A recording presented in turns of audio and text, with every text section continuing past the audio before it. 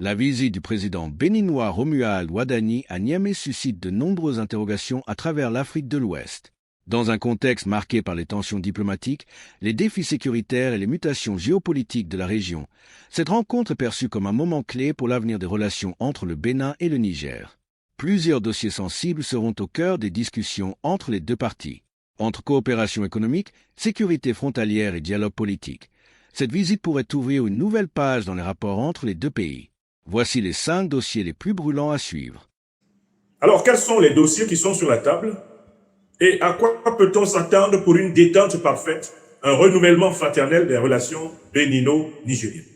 Je voudrais rappeler ces dossiers et dire qu'en tant qu'observateur politique, intellectuel panafricaniste engagé, nous allons être très attentifs à chacun de ces dossiers pour voir comment ils évoluent. Et ce n'est que sur ces dossiers que nous pourrons juger, pour ainsi dire, le nouveau président béninois sur pièce et non pas sur la base de rumeurs ou de on dit. Premier dossier, dossier hyper délicat, la présence des troupes néocolonialistes françaises sur le sol béninois. À partir d'où ces troupes apportent du renseignement militaire, du matériel militaire, du soutien financier, de l'encadrement opérationnel aux groupes terroristes, comme d'ailleurs ils le font contre le Mali et contre le Burkina Faso. C'est un dossier fondamental et clé. Si le Bénin n'accepte pas d'aller dans une logique de combat endogène, c'est-à-dire avec des forces béninoises et en bonne entente avec les pays voisins, dans le cas d'espèce le Niger et le Togo, le Burkina Faso qui sont autour de lui, il va être difficile d'envisager un assouplissement véritable des relations bénino-nigériennes. Le président Abdourahmane Tiani, général d'armée de son État, a toujours fait précisément état des actions subversives et terroristes des troupes néocolonialistes françaises au Bénin. Le président Tiani a souvent précisé les coordonnées en longitude et en latitude. Il a souvent précisé les positions de ces troupes en donnant les degrés qu'elles occupent. Le président Tiani a souvent été très précis jusqu'à énumérer les réunions menées par les instructeurs du terrorisme néocolonialiste français avec les chefs terroristes qui ensanglantent justement le nord Bénin, ensanglantent le Niger, le Nigeria, ensanglantent le nord Togo, le Burkina Faso, le Mali. Il va être question, sur cette question fondamentale, de voir si le président Kossim Boueke Romuald Wadani peut assumer une position authentiquement panafricaniste, patriotique et souverainiste, en demandant ni plus ni moins aux troupes néocolonialistes et terroristes françaises de quitter le sol du Bénin. J'avoue que c'est le dossier le plus lourd qu'il y ait sur la table des deux chefs d'État.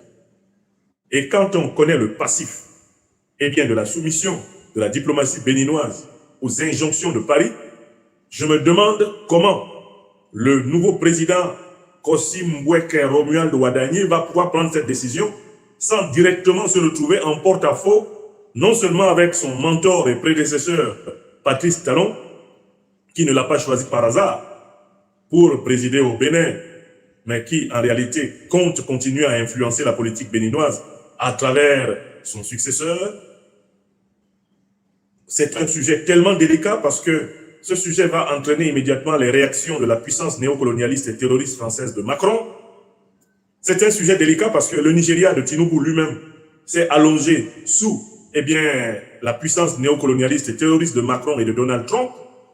Alors donc, prendre cette décision courageuse requiert que le président Kossim Boueke Romuald Wadani aille trouver des énergies dans le modèle de feu le leader panafricaniste Sylvanus Olympio, par exemple au Togo, ou dans le modèle, en tout cas au niveau du Bénin, du grand Mathieu Kérékou.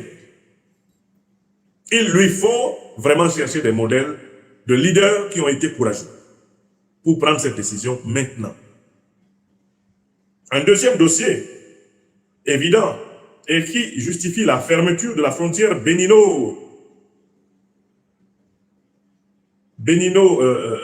nigérienne, c'est précisément cette question. Si les troupes françaises, qui sont réputées appuyer les groupes terroristes, se retirent du Bénin, alors pourra être débloqué le deuxième dossier immédiat, à savoir la frontière fraternelle entre le Bénin et le Niger. Car cette frontière a été fermée parce que le Niger a voulu se donner un cran de sécurité de plus par rapport à l'activité terroriste des troupes néocolonialistes françaises. Donc si le président Ouadani fait partir les troupes françaises, il va être aisé pour le Niger d'accepter de rouvrir pleinement sa frontière avec son pays frère. Deuxième sujet. Est-ce que la frontière va être rouverte alors même que les troupes néocolonialistes françaises ne sont pas parties? Est-ce que la frontière va être rouverte seulement après que le président Ouadani ait pris cette décision courageuse de demander aux troupes néocolonialistes françaises d'aller chez elles? Deuxième sujet. Troisième sujet, la pleine coopération entre les deux pays autour de l'exploitation, de l'exportation du pétrole nigérien. Vous savez qu'il y a eu beaucoup de rififi autour de ce pipeline conduisant le pétrole de l'intérieur du Niger au bord de l'océan Atlantique.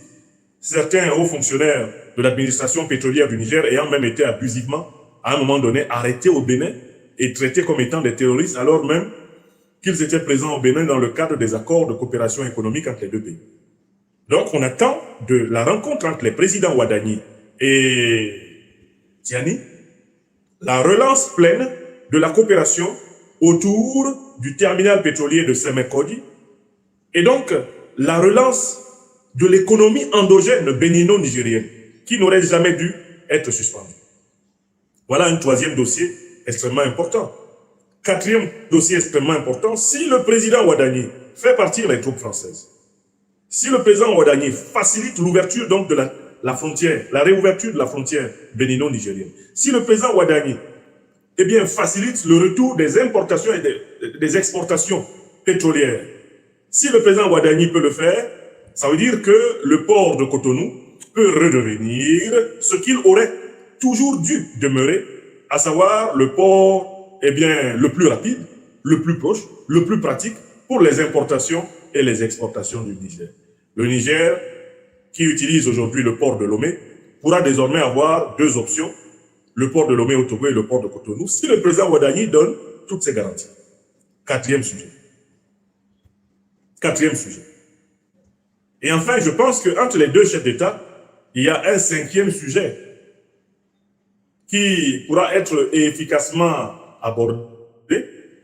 C'est en quoi le président Ouadani peut être un acteur de la facilitation de la coopération entre le bloc CEDEAO en général et le bloc AES auquel appartient le Niger.